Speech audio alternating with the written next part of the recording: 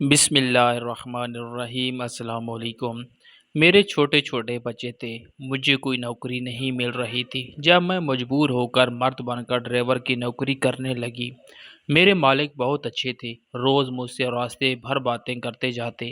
جب ایک دن انہوں نے باتوں باتوں میں بتایا وہ ایک لڑکی سے محبت کرتے ہیں، میں نے کہا رشتہ لے جائیں، اتنے جوان، خوبصورت اور امیر ہیں، کوئی بھی رشتہ دے دے گا۔ لیکن پاؤں تلے سے زمین نکل گئی جب انہوں نے میری ہی تصویر۔ میرا نام فروا ہے، میں اپنے والدین کی اکلوتی اولاد ہوں۔ مجھے پڑھنے لکھنے کا کوئی شوق نہیں تھا، اس لیے میٹرک کے بعد تعلیم کو خیر آباد کہہ دیا۔ میرے والد کا تعلیم اور جاگیردار گھرانے سے تعلق تھا، اس لیے میرے لیے پیسہ یا جاب کا کوئی مسئلہ نہیں تھا۔ میرے والد کے دو بھائی اور ایک بہن ہے۔ شروع سے ہی ہمارے خاندان میں جائیداد کی خاطر جھگڑے رہے۔ ابا سارا دن عدالتوں میں دھکے کھاتے تھے اور میرے چچا اور تایا مل کر ہمارے حصے پر قابض تھے۔ پھر انہیں دونوں میرے تایا اچانک سے ہم پر مہرباں ہو گئے۔ انہیں مجھ میں ایک ایسی لڑکی نظر آئی جو ان کے خاندان کی بہو بن سکتی ہے۔ میری اماں کہتی کہ سانپ کے بچے سانپ ہی ہوتے ہیں۔ مجھے بھی ہمیشہ سے اپنے وہ کزن برا لگتا تھا جس کے پہلے شادی ہو چکی تھی لیکن بیوی اسے چھوڑ کر چلی گئی، جو کسی غیر برادری سے تھی۔ اسی لیے اب میرے تایا کو لگتا تھا اپنے خاندان کی لڑکی ہوگی تو شاید مار پیٹ کے بعد بھی کم از کم بھاگے گی نہیں۔ دوسری طرف تایا نے چچا کے ساتھ مل کے ابا کو ذلیل کر رکھا تھا، اس لیے ابا نے کہا میری تو ایک ہی بیٹی ہے جسے میں تم جیسوں کے حوالے نہیں کر سکتا۔ کچھ دن بعد میری ایک سہیلی کی شادی تھی۔ وہ لوگ بہت امیر لوگ تھے اور امیروں کی شادیاں اور تمام رسمیں عموماً رات کو ہی ہوتی ہیں۔ اس رات مجھے مہندی سے آتے دیر ہو گئی تھی جب ایک تیز رفتار گاڑی میرے پاس رکی اور کسی نے میرے منہ پر کپڑا رکھا اور میں بے ہوش ہو گئی۔ میری آنکھ کھلی تو مجھے بے دردی سے ایک تہہ خانے میں پھینک دیا گیا جہاں پہلے ہی لڑکیاں موجود تھیں۔ یہ ایک بڑا کمرہ تھا۔ مجھے سمجھنے میں زیادہ دیر نہیں لگی کہ یہ ایک قید خانہ تھا جہاں پہ بچے بھی قید تھے جن کو باقاعدہ اسمگل کیا جاتا تھا۔ کچھ لڑکیاں بھی تھیں جن سے کلاب میں ڈانس کروایا جاتا، کچھ کوٹھوں پر بھیجی جاتی تھی۔ پولیس بھی اس گینگ کے ساتھ ملی ہوئی تھی۔ ان میں سے ایک لڑکا مجھے دیکھ کر مسکرایا، مجھے بہت غصہ آیا، وہ کب سے مجھے گھور رہا تھا۔ میں نے ڈر کر ایک لڑکی کا ہاتھ پکڑا اور اسے کہا دعا کرو ہم یہاں سے نکل جائیں۔ میں ڈر اور خوف کی وجہ سے کانپ رہی تھی۔ ایک اس لڑکے کی نظریں مجھے ڈرا رہی تھی۔ تب وہ لڑکی بولی کہ اس کے انداز سے تمہیں پتہ نہیں چلا کہ وہ لڑکوں کی طرح عام لڑکا نہیں بلکہ ایک خواجہ سرا ہے۔ میں نے حیرانی سے اس لڑکے کو دیکھا جو اب کسی اور لڑکی سے باتیں کر رہا تھا اور ہاتھ پہ ہاتھ مار کے ہنس رہا تھا۔ یہ ایک قسم کی جیل تھی۔ میرے والدین کا پتہ نہیں کیا حال ہوگا۔ میں رو رو کر دعائیں کر رہی تھی کہ اللہ تعالیٰ ہمیں یہاں سے نکال۔ بہت ساری لڑکیاں جو رو رہی تھی، کوئی منتیں کر رہی تھی کہ ہمیں یہاں سے جانے دو، اور بچوں کے رونے کی آوازیں مجھے پاگل کر رہی تھی۔ میں ایک بچے کے پاس بیٹھ گئی جو بہت پیارا سا معصوم بچہ تھا۔ مجھے اس پہ بہت ترس آیا جو انتہائی سنجیدگی سے زمین کو گھور رہا تھا جیسے جہاں سے اسے نکلنے کی جگہ مل جائے گی۔ میں نے پیار سے اس کے سر پر ہاتھ پھیرا اور کہا کہ تو ان ظالموں کے ہاتھ یہاں کیسے آیا؟ وہ مزید رونے لگا۔ تبھی کچھ لوگ اندر آئے اور وہاں موجود لوگوں کو بھیڑ بکریوں کی طرح ہانکنے لگے کہ چلو اب تم لوگوں کو کہیں اور جانا ہے۔ وہ لوگ اس وقت جس جنگل کی طرف جیل میں تھے اب ان سب کو کہیں اور شفٹ کیا جا رہا تھا۔ یہ تقریباً 50 لوگ تھے اور اس گینگ کے لوگوں کے چہرے نقاب سے ڈھانپ رکھے تھے۔ اسی لڑکے نے جو خواجہ سرا تھا میرے نزدیک آ کے کہا لڑکی تم جانتی ہو یہ لوگ کتنے خطرناک ہیں؟ اس نے سامنے دیکھتے ہوئے کہا وہ شخص جو نظر آ رہا ہے وہ تو پولیس کو قتل اور ایسے ہی بڑے بڑے جرموں میں مطلوب ہے، لیکن پولیس میں کچھ کالی بھیڑیں تھیں جن کی وجہ سے وہ لوگ بچ جاتے تھے۔ ہمیں وہاں سے ایک دوسری جگہ منتقل کر دیا گیا جہاں سے کچھ لڑکیوں اور بچوں کو جہاں پہنچانا تھا پہنچا دیا گیا۔ ان بچوں میں وہ بچہ بھی شامل تھا جو مجھ سے بہت دیر تک باتیں کرتا رہا۔ وہ دن میری زندگی کے بدترین دنوں میں سے تھے۔ جو 20 گھنٹوں میں ایک بار ہمیں تھوڑا کچھ دیتے کھانے کو تو تاکہ زندہ رہ سکے۔ اس اندھیری قید خانے میں سورج کو دیکھے بہت دن ہو گئے تھے۔ کچھ پتہ نہیں تھا جب صبح ہوتی ہوگی کب شام تب ہی میں نے ایک بچے کو جنم دینے والی عورت کو مرتے دیکھا تھا، جسے ہاسپٹل نہیں پہنچایا گیا تھا اور وہ وہیں اپنے بچے کو تنہا چھوڑ کر مر گئی۔ وہاں موجود لوگوں سے ڈرگ سپلائی کا کام بھی لیا جانے لگا تھا۔ اب مجھے اس دن سے ڈر تھا جس دن یہ لوگ مجھے بھی کسی گنونے کام میں مروا دیتے۔ اکثر ہم جن چیزوں سے ڈرتے ہی ہیں وہی ہوتا ہے۔ اب یہ لوگ وہاں موجود لوگوں کو نشے کا عادی کر رہے تھے تاکہ ان لوگوں سے نشہ فروخت کروا کر اپنا کام نکال سکے۔ ایک دن مجھے بھی ایک اور کمرے میں لے جایا گیا جہاں مجھے ایک لڑکے نے ایک انجیکشن مجھے دیا۔ اب روز یہی ہوتا اور کب میں اس نشے کی عادی ہو گئی مجھے پتہ نہیں چلا۔ اب کسی کو مجھے کہنے کی ضرورت نہ پڑتی، میں خود بخود نشے کی طلب میں اس لڑکے کے پاس جانے لگی۔ وہ لڑکا اب مجھ سے ہلکی پھلکی باتیں بھی کرتا رہتا، میرا نام، میں کون ہوں، کہاں سے آئی، اور بتاتے ہوئے روتی تھی کہ میرے بد نصیب ہوں جس کے والدین جیتے جی مر گئے ہوں گے۔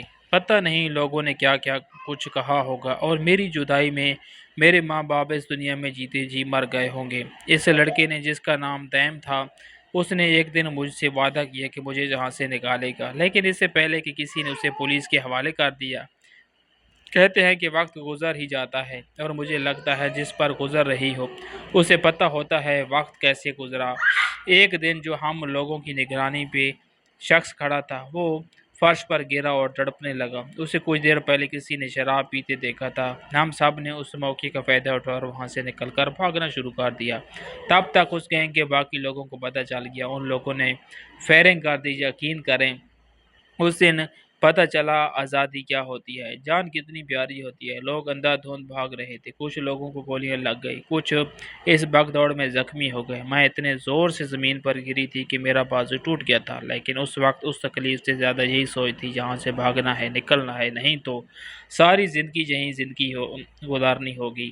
ایک سنسان راستہ تھا، سڑک کے ساتھ ایک گھنا جنگل تھا۔ میں اس جنگل میں گھس گئی اور بڑی مشکل سے جان بچائی وہاں سے نکلی۔ رات کافی ہو چکی تھی جب پکی سڑک پر آتی جاتی گاڑیوں کو روکنے کی کوشش کی، لیکن رات کے اس وقت کوئی لفٹ دینے کو روکنے کا رسک نہیں لینے والا تھا۔ میں نے پیدل ہی وہاں سے چلنا شروع کیا، لیکن ایک دو دن سے بھوک اور کچھ نشے کی عادت کی وجہ سے صحت برباد ہو چکی تھی۔ کچھ دور بھاگنے کے بعد میں وہیں گر کر بے ہوش ہو گئی۔ جب آنکھ کھلی تو ہاسپٹل کا وارڈ تھا اور میرے پاس ایک ڈاکٹر اور دو پولیس والے کھڑے تھے۔ پولیس نے ہوش میں آتے ہی مجھ سے انویسٹیگیشن شروع کر دی۔ میں ڈرتی تھی کہ میں جس مصیبت سے نکلی ہوں پھر سے اس میں نہ پھنس جاؤں۔ وہ لوگ بہت خطرناک تھے، میں نے مکر جانا بہتر سمجھا۔ لیکن وہاں موجود ایک شخص نے کہا، اس نے مجھے وہاں سے بھاگتے دیکھا، مجھ سے گھر کا ایڈریس لیا اور کچھ دیر میں میری بد نصیب ماں وہاں تھی۔ میں کتنی دیر اپنی جگہ سے ہل نہیں سکی۔ پتہ نہیں کب میری ماں نے چیخنا چلانا شروع کیا۔ تب پتہ چلا اس دن میری ماں 6 ماہ بعد کچھ بولی تھی۔ میرے گواہ کے بعد میرے والد کو لوگوں نے کہا کہ تمہاری بیٹی بد چلن تھی، گھر سے بھاگ گئی۔ میرا باپ یہ برداشت نہ کر سکا اور پھر ایک دن موت سے لڑتے لڑتے تھک گئے اور ہمیشہ کے لیے اس دنیا کو چھوڑ دیا۔ میری ماں بیٹی اور شوہر کے غم میں ذہنی طور پر بیمار ہو گئی۔ لوگوں نے دیکھا اس نے بولنا چلنا چھوڑ دیا اور آج جب میری ماں نے میری حالت دیکھی تو کلیجہ پھٹ گیا۔ ہسپتال میں آتے جاتے لوگوں نے دیکھا میری ماں چیخ چیخ کر کہتی رہی، اس کی تباہی ہو جس نے میرا گھر اجاڑ دیا۔ 2 دن ہسپتال میں رہنے کے بعد جب میں ماں کے ساتھ گھر آئی تو پتہ چلا معاشرہ گھر سے بھاگنا تو یاد رکھتا ہے لیکن کیوں بھاگے گئے سے نہیں لوٹی۔ کوئی نہیں دیکھتا، ہر شخص اپنی اینک لگا رکھی ہے اور سب اپنی ہی نظر اور سوچ کے مطابق دوسروں پر فتوے لگاتے ہیں۔ ہم بدقسمتی سے ایسے لوگ ہیں کہ ہمیں دوسروں کے دوزخ میں جانے کی فکر رہتی ہے اور یہ بھول جاتے ہیں ایسے میں ہم اپنی جنت بھی گنوا رہے ہوتے ہیں۔ سارا خاندان گھر پہ جمع تھا، جتنے منہ اتنی باتیں تھیں۔ کوئی کہتا وہ لڑکا کہاں ہے جس کی وجہ سے یہ گھر سے بھاگی تھی اور اس کا باپ اس کی وجہ سے اپنی جان سے گیا، اور کوئی کہتا وہ لڑکا بزدل ہے جو اسے اس وقت اکیلا چھوڑ گیا، اور کوئی کہہ رہا تھا اب آ گئی تو واپس کیوں آئی، اور لوگوں نے رکھا نہیں تمہیں ہم وضاحت بھی ایک حد تک دیتے ہیں۔ جب کوئی سچ جھوٹ کی پرواہ کیے بغیر صرف الزام ہی لگا رہا اور کوئی سننے کو تیار نہ ہو تو آپ یہی سوچتے ہیں کہ آپ کو اپنے کردار کے سرٹیفکیٹ دینے کی ضرورت نہیں، اس وقت میں بھی جانتی تھی کہ ایک رات گھر سے باہر رہنا تک ہمارے معاشرے میں عورت کے لیے سزا بن جاتا ہے۔ اس کا اپنا ہی خاندان اسے قبول نہیں کرتا۔ میں تو 6 ماہ بعد گھر آئی تھی۔ مجھ پہ فتوے لگ رہے تھے، الزام لگ رہے تھے۔ خاندان والوں نے ماں سے کہا، اس ناپاک کو گھر ہی رکھ، تو خاندان سے ہر رابطہ توڑنا ہوگا، اور ماں ہی تو وہ سہارا ہوتی ہے اولاد کی۔ جب سر سارا زمانہ بھی دھتکار دے تو ماں ہی سینے سے لگاتی ہے۔ میری ماں نے بھی مجھے سینے سے لگا لیا، اور ہم ماں بیٹی شریفوں کا خاندان چھوڑ دیا اور شہر میں آ گئے، یہاں میری ماں کی ایک پرانی سہیلی رہتی تھی۔ رات کے 10 بجے کا وقت تھا جب ہم لوگ اس کے گھر پہنچے۔ ہمیں دیکھ کے اور اس وقت اچانک دیکھ کے پتہ نہیں کیوں وہ گھبرا گئی۔ اس نے ہمیں کمرے میں بٹھایا، حال احوال کے بعد کھانا کھلایا۔ تب تک اس کے حیران ہونے کی وجہ میں سمجھ گئی تھی۔ اس کا پاگل بیٹا وہاں آ گیا اور بار بار بچوں کی طرح ماں سے ضد کرنے لگا۔ میری ماں نے کہا، تم چلی جاؤ، جو کہتا ہے اس کی بات مان لو، ہم لوگ انتظار کر لیتے ہیں۔ ماں کی سہیلی نے بتایا کہ یہ لڑکا اس کے شوہر کی پہلی بیوی سے ہے، اس کی اولاد نہیں تو اس نے ہی اسے اپنا بیٹا بنا کے پالا۔ اماں کی سہیلی نے بتایا کہ اس کا بیٹا ایک بہت قابل طالب علم تھا، اپنے کالج کا بیسٹ پلیئر تھا۔ ایک دفعہ میچ کے دوران کسی کھلاڑی نے اس کے سر پر کوئی چیز ماری، جس کی بعد وہ بے ہوش ہو گیا، اور پورا مہینہ ہسپتال میں رہنے کے بعد ڈاکٹر نا امید تھے، اور وہی ہوا۔ اس کے دماغ پہ چوٹ لگنے کی وجہ سے اس کی یادداشت کا ایک حصہ چلا گیا۔ اس کے لیے 25 سال کی عمر میں بھی اس کا بچپن ہی ہے۔ ماں کی سہیلی کا بیٹا، جس کا نام رمیش تھا، بالکل چھوٹا سا بچہ لگتا تھا۔ ہم ماں بیٹی ان کے گھر رہنے لگے۔ رمیش سارا دن اپنے کمرے میں پڑا رہتا، یا پھر اپنی ماں سے ضد کر کے اپنی بات منواتا۔ میں اب اس کے ساتھ باتیں کرتی تو پہلے کی طرح مجھے یہ نہ کہتا کہ میں اجنبی لوگوں سے بات نہیں کرتا۔ میری ماں نے منع کیا ہے۔ اب وہ میری بات بھی مانتا تھا، اور اکثر اب اپنی ماں سے کہتا اسے فروا کے ہاتھ کا کھانا کھانا ہے۔ میں بھی اس کا خیال رکھتی تھی۔ اچھا وقت گزر رہا تھا۔ ان لوگوں کا احسان تھا، سر چھپانے کی چھت دی تھی، یہی بہت تھا۔ میری ماں اپنی سہیلی کے ساتھ لوگوں کے کپڑے سلائی کرنے لگی۔ میں سارا دن گھر کے کام کرتی۔ رمیش کے والد کچھ سال پہلے فوت ہو گئے تھے۔ گھر میں صرف وہ تھا اور اس کی ماں۔ کچھ عرصے بعد اماں کی سہیلی نے عجیب ہی فرمائش کر دی کہ وہ میری شادی اپنے بیٹے سے کرنا چاہتی ہے۔ سب جانتے تھے بظاہر رمیش ٹھیک تھا، لیکن وہ ایک بچوں جیسا ذہن رکھنے والا انسان تھا، جسے اپنا فائدہ نقصان کا کچھ پتہ نہیں تھا۔ اماں نے کہا کہ تمہارے گھر رہنے کی اتنی بڑی قیمت تو نہ مانگو، لیکن اماں کی سہیلی نے شرط رکھ دی کہ یا تو میں ان کے بیٹے سے شادی کروں، یا پھر ہم لوگ اپنا بندوبست کہیں اور کر لیں۔ لوگ کیسے نقاب پہن کر پھرتے ہیں، اور اس دن پتہ چلا تھا ہم لوگوں نے کیا سمجھتے تھے اور کیا نکلی تھی۔ اماں نے کہا کہ ہم لوگ یہاں سے بھی چلے جائیں گے، تم اس پاگل سے شادی نہیں کرو۔ لیکن پتہ نہیں کیوں رمیش کے لیے میرا دل بھی نرم ہو گیا تھا۔ وہ چاہے بچوں جیسی ذہنیت رکھتا تھا، لیکن مجھے وہ اچھا لگنے لگا تھا۔ میں نے اماں سے کہا کہ میں بھی کچھ اتنی خاص تو ہوں نہیں جو کوئی شہزادہ سلیم آئے گا میرے لیے، اور خاندان سے ہم نکالے جا چکے ہیں۔ کوئی بھی شریف آدمی جب میرا ماضی جان لے گا تو مجھے کبھی عزت نہیں دے گا، اس لیے یہی بہتر ہے کہ اس گھر کی چھت تلے رہیں۔ اماں روتی رہی کہ ایک بیٹی تھی، کیسا نصیب لے آئی، بدقسمت ہی رہی۔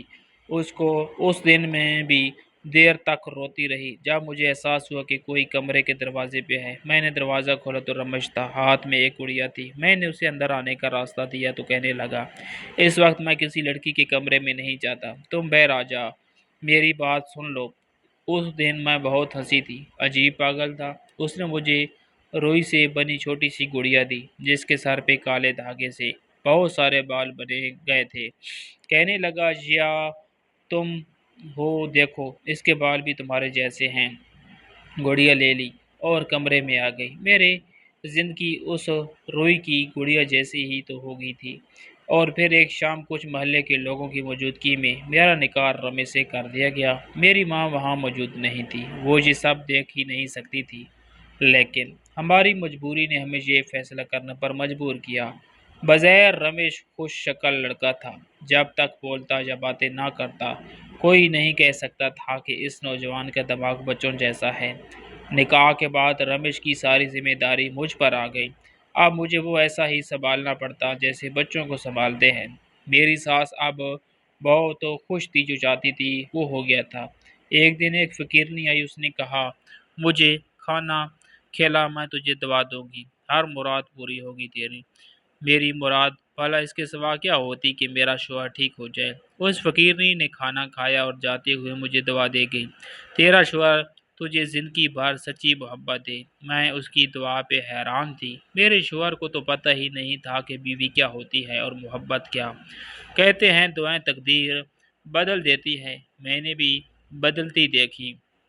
رمیش دن بہ دن بہتر ہو رہا تھا۔ اب اس کا علاج بھی دوبارہ شروع کروایا تھا۔ اس بار ڈاکٹر بھی پر امید تھے۔ میرا سارا دن بھی رمیش کی دیکھ بھال اور رات اللہ سے رو رو کر دعاؤں میں گزر جاتی تھی۔ پھر اللہ نے میری سن لی اور رمیش پہلے سے بہتر ہو گیا۔ لیکن تب پتہ نہیں میری ساس کو کیا لگا کہ رمیش اگر ٹھیک ہو گیا تو کہیں سب کچھ میرے نام نہ کر دے۔ وہ اب رمیش کو میرے پاس بیٹھنے تک نہ دیتی۔ انہی دنوں میری والدہ کی طبیعت اتنی بگڑ گئی کہ مجھے اپنی بدقسمتی کا یقین ہونے لگا۔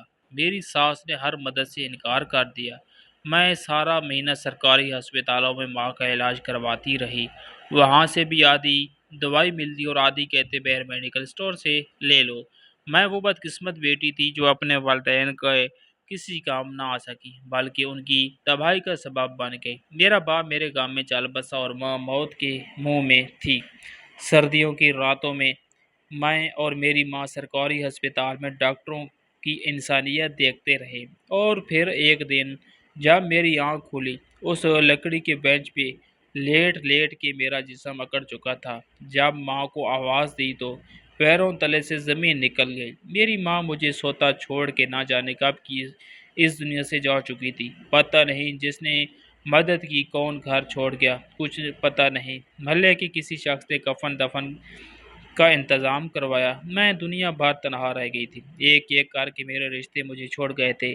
سارا دن روتے اور رات سوچوں میں گزر جاتی تھی۔ جب ہم سوچ رہے ہوتے ہم پر کوئی امید، ذمہ داری باقی نہیں رہی تو کس کے لیے جینا ہے؟ کچھ لوگ زندگی سے مایوس ہو کے اس کے ختم ہونے کے دن گنتے ہیں اور کچھ لوگ کوئی وجہ ڈھونڈ لیتے ہیں۔ میرے پاس وجہ بھی نہیں تھی۔ مجھے لگتا تھا میں پاگل ہو جاؤں گی۔ میری ساری رمیش سے کہہ کر مجھے باتیں سنواتی۔ وہ پہلے سے بہت بہتر تھا، لیکن اپنی ماں کے ہاتھوں کھلونا بن چکا تھا۔ جیسے کہتی ہوئی اس کے لیے حرف آخر ہوتا۔ ہم میاں بیوی عجیب رشتے میں جڑے تھے، ساتھ تھے لیکن ساتھ رہتے ایک دوسرے کے ساتھ نہیں تھے۔ ایک بیوی کو جو تحفظ کا احساس ہوتا ہے، جو مان اور بھروسہ ہوتا ہے، میرے پاس ایسا کچھ نہیں تھا۔ لیکن ایک بار پھر سے قسمت نے مجھے ہی چنا آزمانے کے لیے۔ میں ماں بننے والی تھی اور یہ خبر یقیناً کسی ایسی لڑکی کے لیے خوشی کی ہوتی ہوگی جس کا دنیا میں کوئی خون کا رشتہ باقی نہ بچا ہو۔ اسے ایسی خبر پہ خوش ہونا چاہیے کہ اولاد کے آنے کے بعد ایک مضبوط رشتہ ہوگا جو صرف اس کا ہوگا۔ لیکن میں خوش کیسے ہوتی؟ میرا مقام ایک بیوی کی حیثیت میں کیا تھا؟ اس خاندان میں کیا تھا؟ زمانے مجھے کیا سمجھتا تھا؟ ان باتوں کے بعد میں نہیں چاہتی کہ کوئی اور فروا اس دنیا میں آئے۔ میں نے محلے میں ایک عورت سے بات کی جو ایک سرکاری ہسپتال میں نرس تھی۔ اس نے کہا وہ میری مدد کرے گی۔ میں ایسا کوئی رشتہ نہیں چاہتی تھی جو میری طرح زندگی میں مجبور اور بے بسی کی زندگی گزارے۔ پھر رمیش کیسا باپ ہوتا جو اچھا شوہر ثابت نہیں ہو سکتا تھا، جس کا ذہن اب بھی صرف وہی کر رہا تھا جو اس کی ماں کہتی تھی۔ لیکن یہاں بھی قسمت نے میرا ساتھ نہ دیا۔ اس نرس نے کہا اس وقت اگر کچھ کیا تو تمہاری جان کو خطرہ ہے۔ مایوسی سے گھر لوٹ آئی۔ وہ 9 ماہ میرے لیے 9 سال جیسے تھے۔ شدید ذہنی اذیت اور تکلیف میں بہت کمزور ہو چکی تھی۔ میرے اعصاب میرا ساتھ چھوڑ رہے تھے۔ جب ایک رات میری زندگی میں 2 اور معصوم جڑ گئے۔